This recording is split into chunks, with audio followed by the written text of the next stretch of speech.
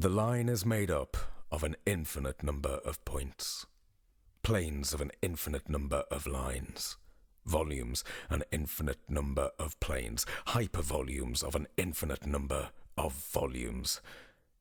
No. Unquestionably, this is not the best way to begin. Affirming a fantastic tale's truth is now a storytelling convention. Mine, however, is true.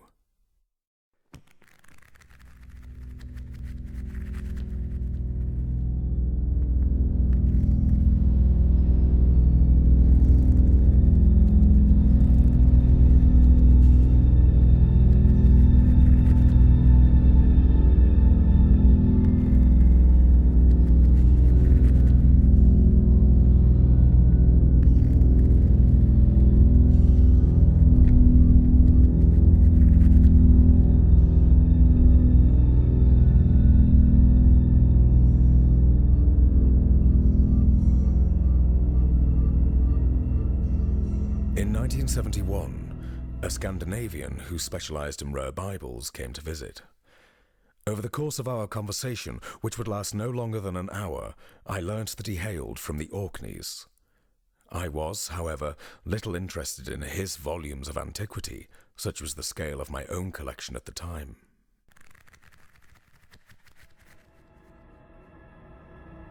Instead, I acquired from him a book of rare interest named, so he told me, The Book of Sand.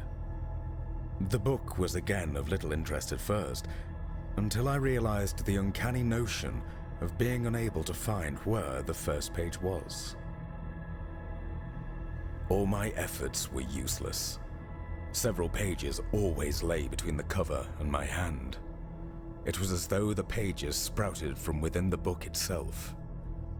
My attempts at finding the ending of the book were equally fruitless. The Book of Sand was infinite. I remember that, for weeks afterwards, I could not sleep. The idea of such a find came to possess my innermost thoughts until I lapsed into bouts of insomnia in my study of the book. I showed my treasure to no one. Against the joy of possessing the book grew the fear that it would be stolen, and later, the suspicion that it was not truly infinite.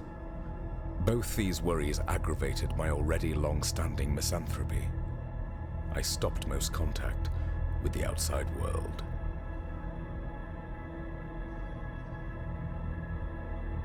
Prisoner of the book, I almost never left the house.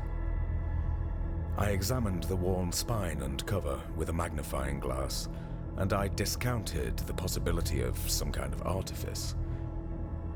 At night, in the scarce intervals insomnia withdrew its hold, I dreamed of the book. I dreamed of the book. I dreamed of the book. I dreamed of the book. I dreamed of the book. I dreamed of the book. I dreamed of the book. I dreamed of the book. I dreamed of the I dreamed of the I dreamed of the book. I dreamed.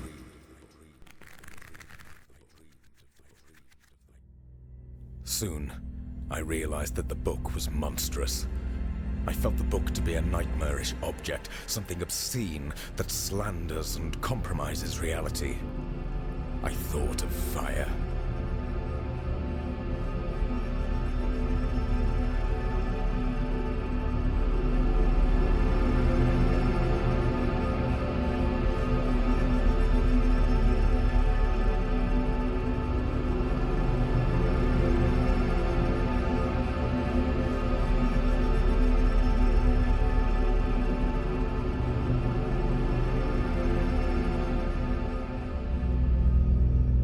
But I feared that the burning of an infinite book will be just as infinite and suffocate the planet with smoke.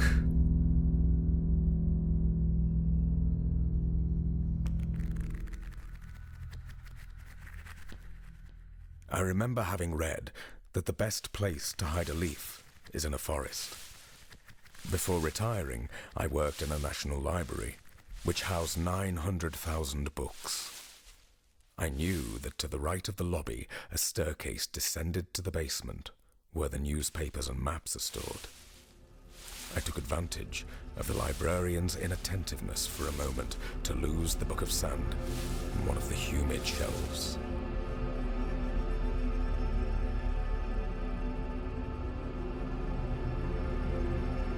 I never saw the book again. Its infinite pages lost and hidden forever. If only the passing readers knew how their thick tomes and volumes, their surrounding mountains of page and word, were a mere drop occupied in an infinite, hidden sea.